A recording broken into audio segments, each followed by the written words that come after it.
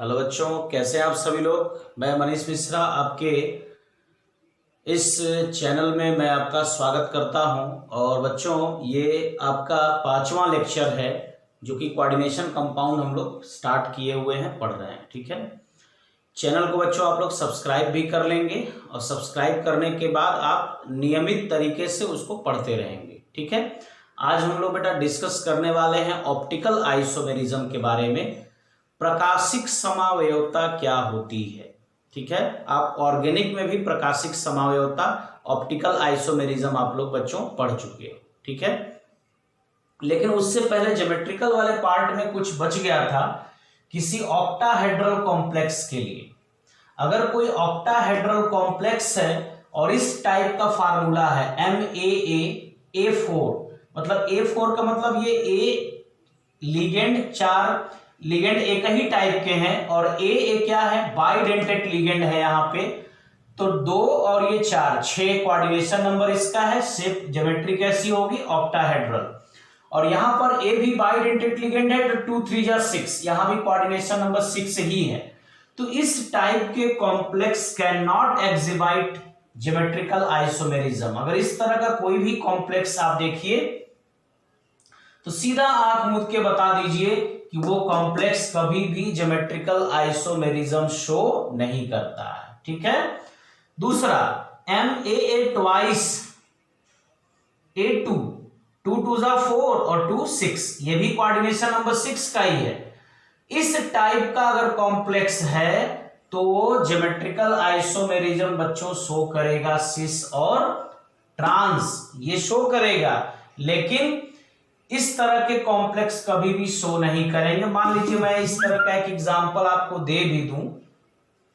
इस तरह का एग्जांपल मान लीजिए कि कोई कॉम्प्लेक्स है, मेटल के जगह पे मैं आपको मान लीजिए कि क्रोमियम या कॉपर कुछ भी, मान लीजिए यहाँ पे कोबाल्ट में ले रहा हूं और यहाँ ईएन ले लेता हूं, COEN whole twice.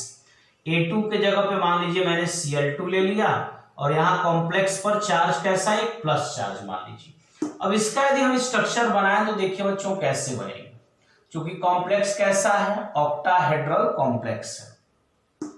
EN 2 times है, EN मतलब एथिलीन 1,2 डाइएमीन। तो यहां भी चलिए EN भी कर देते हैं और ये आपका हो जाएगा Cl, ये हो गया Cl। EN में पता है कि 2 डोनर एटम होते हैं, दोनों तरफ से ये डोनेट कर दिया। ठीक है, और यहां आपका क्या है, यहां देखिए दोनों तरफ यहाँ पे Cl है और ये दोनों एक दूसरे से कितने डिग्री पर हैं, ये दोनों एक दूसरे से 90 डिग्री पर है। तो ये आपका पोर्शन क्या होगा बच्चों, सिस। और इसी को हम लोग ट्रांस भी कर सकते हैं जब इसको मैं इसके 180 डिग्री पर यहाँ पे भेज दूं। देखिए किस तरीके से कॉम्प्लेक्स होगा। ये Cl यहां है, दूसरा Cl यहां पर, EN और ये हो गया EN। अब आप चेक कर सकते हैं इस तरीके से। ठीक है, ये पोर्शन देखिए, ये 180 डिग्री पर, ये भी 180 डिग्री पर। तो ये आपका पोर्शन क्या हो जाएगा, ये आपका आइसोमर्स होगा ट्रांस और ये होगा सिस। तो इस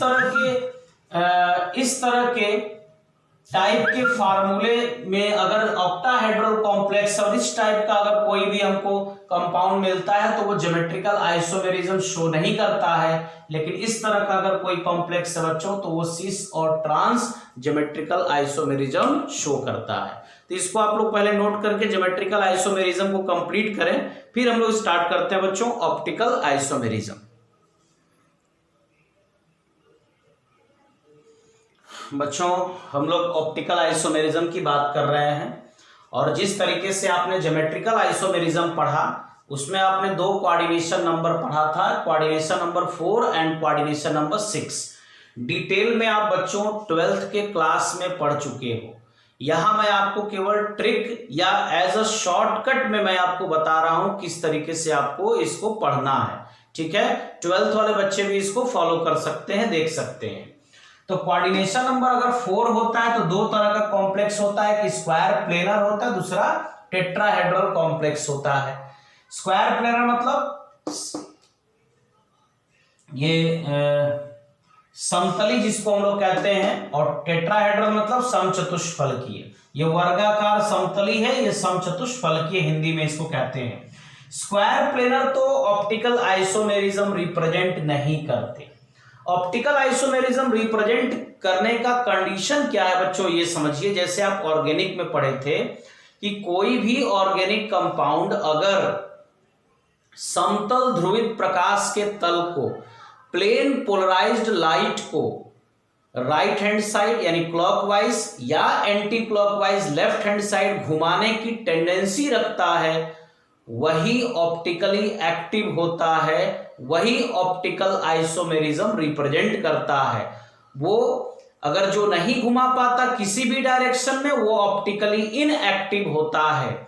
और कभी कभी होता क्या है कि वो मिरर इमेज होते हुए भी ऑप्टिकली एक्टिव नहीं होता, वो प्लेन ऑफ सिमेट्री के वजह से ऐसा होता है, जिसमें आणविक सममिता पाई जाती है, प्लेन ऑफ सिमेट्री पाई जाती है, वो कभी भी ऑप्टिकली एक्टिव नहीं हो सकते। इसको आप लोग बच्चों ध्यान देंगे, ठीक है।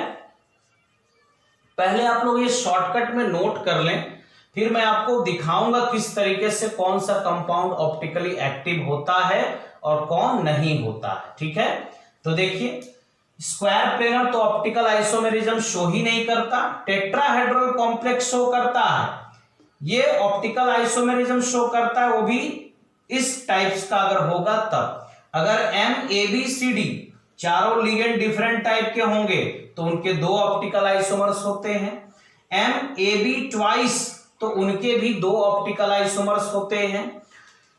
कोऑर्डिनेशन नंबर 6 में आपको पता है कि ऑप्टिकल एक्टिव होते हैं इस केस में।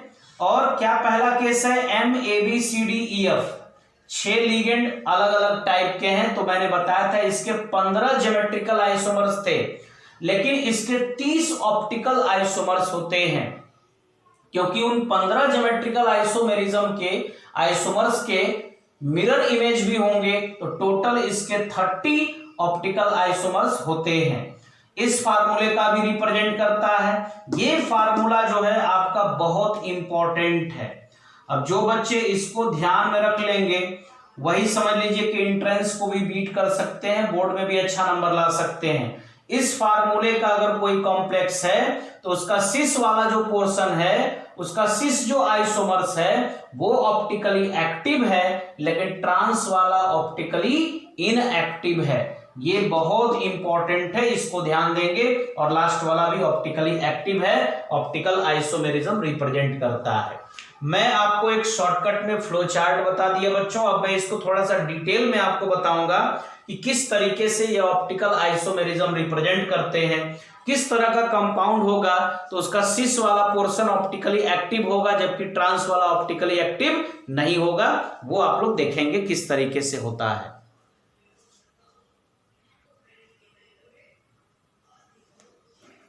देखो बच्चों, कोऑर्डिनेशन नंबर 6 की बात करेंगे हम लोग। ऑप्टिकल आइसोमेरिज्म को थोड़ा और अच्छे से एक्सप्लेन करते हैं। पहला टाइप देखिए, Na4B2।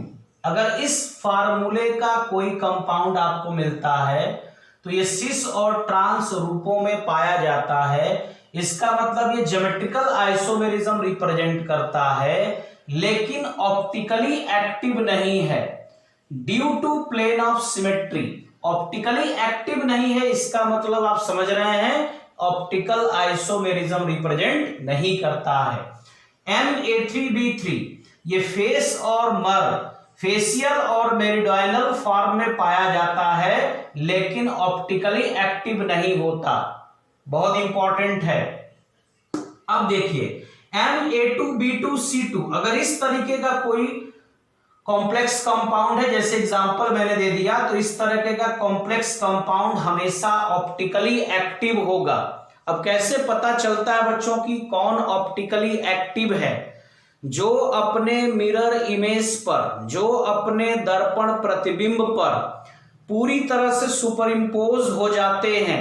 सुपर इम्पोज हो जाते हैं इसका मतलब वो ऑप्टिकली एक्टिव नहीं है। लेकिन जो अपने मिरर इमेज पर सुपर इम्पोज नहीं होते हैं वो ऑप्टिकली एक्टिव होते हैं। देखिए एग्जांपल, अब इस कॉम्प्लेक्स कंपाउंड का हम एग्जाम्पल दे रहे हैं, जैसे मान लीजिए प्लेटिनम हमारा सेंटर में हो गया, ये आपका हो गया pyridine NH3 6 लिगेंड जुड़े हुए हैं, यहां पे Cl, ये भी Cl, ये आपका कॉम्प्लेक्स 2+। इसका मिरर इमेज देखिए क्या होगा। मिरर इमेज ये आपका कोऑर्डिनेट बॉन्ड है, ये सभी इससे कोऑर्डिनेट बॉन्ड से जुड़े हुए हैं। अब जब इसका मिरर इमेज देखेंगे तो प्लेटिनम सेंटर में सेम इसी तरीके का इमेज, ये साइड इस साइड बनेगा। ये आपका देखिए बच्चों, ये सब 90 डिग्री पे सेम लिगेंड है, तो इसको आप क्या कहोगे, सिस। और देखो यहां पे क्या बनेगा, pyridine NH3 Cl, और ये हो गया Cl। इस तरीके से हमने इसका, ये ट्रांस नहीं है, ये भी सिस है, क्योंकि ये सब भी तो उतने पे ही है, 90 पे ही है, 180 पर नहीं है। तो इसका मतलब ये आपका जो मिरर इमेज है, सिस का मिरर इमेज ट्रांस थोड़ी हो जाएगा।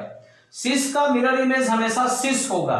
अगर ये डी है यानी डेक्स्ट्रो है, अगर ये समतल ध्रुवित प्रकाश के तल को प्लेन पोलराइज लाइट को दाहिने साइड में घुमाता है, इसको ऐसे घुमा देगा प्लेन पोलराइज लाइट को, तो इसका इमेज ये है, तो ये डेक्स्ट्रो है। तो बच्चों ये क्या होता है, लीवो।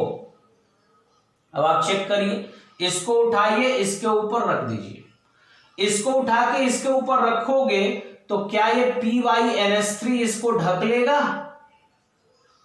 क्या ये Cl दोनों इस PyNH3 को कवर कर लेगा, सुपर इंपोज कर लेगा? तो नहीं कर पाएगा। इस वजह से ये क्या है, ऑप्टिकली एक्टिव है।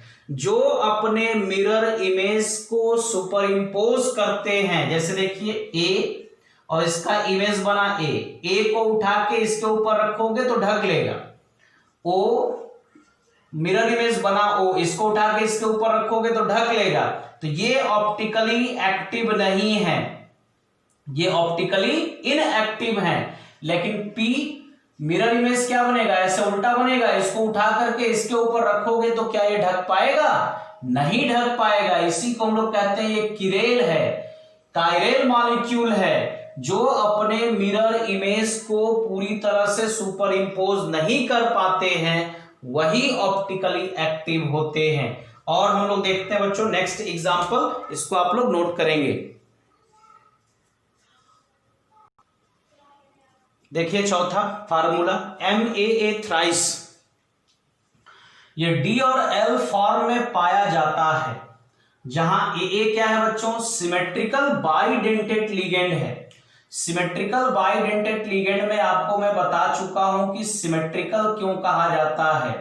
इसमें डोनर एटम क्या है, दोनों डोनर एटम समान हैं। EN का फार्मूले को मैंने एक्सप्लेन कर दिया। इस वजह से इसको हम लोग कहते हैं कि ये सिमेट्रिकल है, बाइडेंटेट लिगेंड है। चेक करते हैं इस फार्मूले को, EN के जगह पे ये है।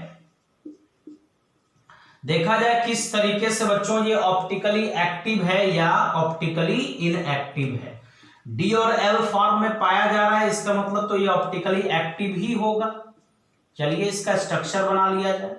EN का इतना बड़ा स्ट्रक्चर हम लोग नहीं बनाते बच्चों, हम लोग उसका शॉर्टकट स्ट्रक्चर बना लेते हैं। EN एक तरफ से, ये दोनों तरफ से इलेक्ट्रॉन पेयर को डोनेट कर रहा है, ऐसे एक EN यहां बना लीजिए, डोनेशन दे रहा है।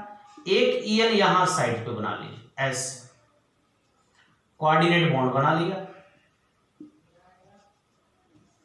कॉम्प्लेक्स है 3+, सामने मिरर रखा हुआ है। देखिए क्या इमेज बनेगी, इमेज कुछ इस तरीके की बनेगी इसकी। EN इस साइड से ये डोनर एटम डोनेट कर दिए इलेक्ट्रॉन को, EN ये भी डोनेट कर दिया इलेक्ट्रॉन। अब चेक कर लीजिए, कॉम्प्लेक्स 3 पॉजिटिव चार्ज। ये अगर बच्चों अगर ये डेक्स्ट्रो है तो ये क्या है, लीवो, ठीक है। इसी का मिरर इमेज है ये, तो इसको उठा करके इसके ऊपर आप रखिए तो क्या ये इसको ढक पाएगा बच्चों? उठा के देखिए, कभी भी इसको ढक नहीं पाएगा। इसका मतलब ये क्या हुआ, ऑप्टिकली एक्टिव कंपाउंड है, ये प्रकाश सक्रिय यौगिक है ये, ठीक है, जो अपने मिरर इमेज को सुपर इम्पोज नहीं करते, जो अपने मिरर इमेज पर, अपने दर्पण प्रतिबिंब पर अध्यारोपित नहीं होते हैं, वही प्रकाश सक्रिय होते हैं, वही ऑप्टिकली एक्टिव होते हैं। नोट करेंगे चौथा फार्मूला MAA थ्राइस का बच्चों एग्जाम्पल आपको दे दिया गया है। तो देखो बच्चों पांचवा एग्जाम्पल आपके सामने है। पांचवें टाइप क्या है, MAA ट्वाइस B2, जहां A क्या है, सिमेट्रिकल बाइडेंटेट लिगेंड है, ठीक, और ये B आपका मोनोडेंटेट लिगेंड है। तो 2 2 4 और 2 6 यानी कोऑर्डिनेशन नंबर 6 की बात हो रही है। ये ज्योमेट्रिकल आइसोमेरिज्म तो शो करता है, सिस और ट्रांस रूपों में पाया जाता है, जैसा कि मैंने अभी बताया था, लेकिन इसका जो सिस वाला फॉर्म है वो ऑप्टिकली एक्टिव है, प्रकाश सक्रिय है, लेकिन ट्रांस वाला फॉर्म बच्चों ऑप्टिकली इनएक्टिव है। ये किस वजह से ऐसा है, प्लेन ऑफ सिमेट्री की वजह से है।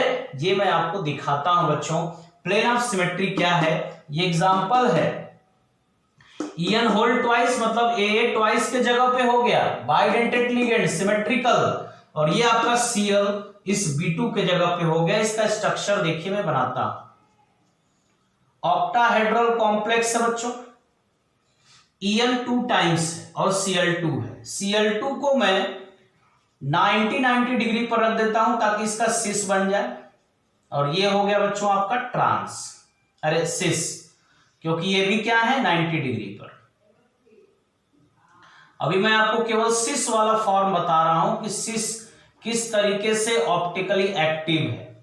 ये बच्चों मैंने सिस बना लिया, ये D होगा तो इसका L देखिए कैसा होगा, इसका इमेज कैसा बन रहा है।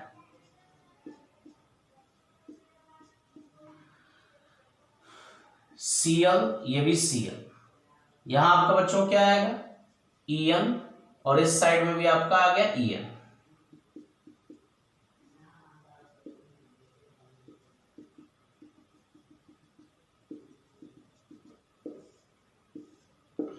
प्लस चार्ज, ये हो गया आपका सिस, और सिस का ही L फॉर्म है ये, ठीक है। ये ट्रांस नहीं हो जाएगा, सिस का मिरर इमेज तो सिस ही रहेगा ना। ये डेक्स्ट्रो है तो ये लीवो। देखिए डेक्स्ट्रो तब होता है जब कोई कंपाउंड समतल ध्रुवित प्रकाश के तल को, प्लेन पोलराइज्ड लाइट को क्लॉकवाइज डायरेक्शन में दाहिने साइड में घुमाता है तो उसको हम लोग कहते हैं डेक्स्ट्रो, और जब बाएं साइड में घुमाता है तो उसको कहते हैं लीवो। ये डेक्स्ट्रो रोटेटरी है, वो लीवो रोटेटरी है, जैसे आप ग्लूकोज फ्रक्टोज का भी एग्जांपल बच्चों पढ़ चुके हो, ठीक है, ध्यान दीजिए।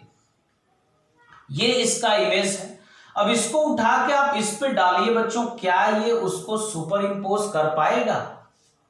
ये कभी भी इसको सुपर इंपोज नहीं कर पाएगा। इस वजह से ये क्या हुआ, ऑप्टिकली एक्टिव कंपाउंड हो गया। इस वजह से ये ऑप्टिकली एक्टिव है, ठीक है। अब देखिए मैं आपको इसका ट्रांस का एग्जांपल दिखाता हूं कि ट्रांस वाला किस वजह से ऑप्टिकली एक्टिव नहीं होता है। ट्रांस वाला किस वजह से ऑप्टिकली एक्टिव नहीं होता, वजह मैंने लिख दिया है, due to plane of symmetry. आणविक सममिता के कारण यह क्या होता है, ऑप्टिकली इनएक्टिव होता है। चलिए देखिए बनाया जाए,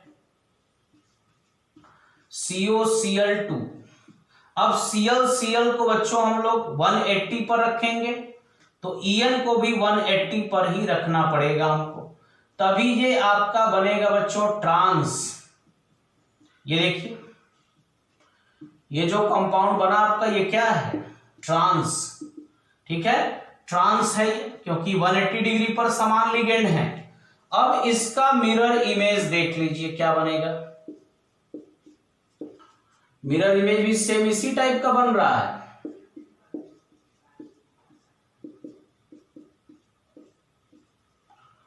मिरर इमेज भी सेम इस टाइप का है। आइए चेक किया जाए, क्या ये अपने दर्पण प्रतिबिंब पर, क्या ये अपने मिरर इमेज को सुपरइम्पोज कर रहा है। इसको उठाइए बच्चों, इसके ऊपर ऐसे फेंकिए, रखिए, तो देखिए पूरी तरह से ये अपने दर्पण प्रतिबिंब को सुपर इंपोज कर रहा है। इसका मतलब ये ऑप्टिकली इनएक्टिव है, प्रकाश अक्रिय यौगिक है, ये ऑप्टिकली इनएक्टिव कंपाउंड है। तो जो और किस वजह से ऐसा हुआ? प्लेन ऑफ सिमेट्री की वजह से। प्लेन ऑफ सिमेट्री का मतलब होता है कि अगर किसी कंपाउंड को हम लोग बीच से ऐसे काटें तो दोनों इक्वल हाफ में अगर कट जाएं तो इसी को हम लोग कहते हैं बच्चों प्लेन ऑफ सिमेट्री। और प्लेन ऑफ सिमेट्री के वजह से ही कंपाउंड क्या हो गया? ऑप्टिकली इनएक्टिव हो गया। ये कॉन्सेप्ट ऑप्टिकल आइसोमेरिज्म में बेटा आपके कोऑर्डिनेशन कंपाउंड में आप कुछ मत पढ़िए, लेकिन ये जरूर जानिए क्योंकि यही आता है कि कौन सा कॉम्प्लेक्स का सिस वाला फॉर्म ऑप्टिकली एक्टिव होगा और किसका फॉर्म ऑप्टिकली इनएक्टिव होगा। तो इस फार्मूले को जरूर याद रखेंगे, आपके एग्जाम में पूछा जाने वाला चीज यही है, ये बहुत इंपॉर्टेंट है। ठीक है, नोट करेंगे बच्चों इसको। तो बच्चों इस लेक्चर में हम लोगों ने क्या पढ़ा? इस लेक्चर में हम लोगों ने प्रकाशिक समावयवता के बारे में पढ़ा, ऑप्टिकल आइसोमेरिज्म के बारे में पढ़ा, और पिछला जो हमारा लेक्चर 4 था वो ज्योमेट्रिकल आइसोमेरिज्म के बारे में था। ठीक है, नेक्स्ट लेक्चर जो हम लोग स्टार्ट करेंगे उस लेक्चर में हम लोग क्रिस्टल फील्ड थ्योरी के बारे में पढ़ेंगे। ठीक है, उसके बाद हम लोग हाइब्रिडाइजेशन का कॉन्सेप्ट पढ़ेंगे, तब आएंगे IUPAC नेमिंग कैसे की जाती है उसके बारे में पढ़ेंगे। ठीक है बच्चों, दैट्स ऑल। बढ़िया से इसको नोट करिए, वीडियो को शेयर करिए, लाइक करिए, और जो भी आपके नजदीकी हैं जिनको इससे लाभ पहुंच सकता है बच्चों उसको आप लोग जरूर शेयर करिए ताकि ज्यादा से ज्यादा बच्चों को इससे लाभ मिले और हमारी मेहनत भी सफल हो सके। ठीक है, दैट्स ऑल।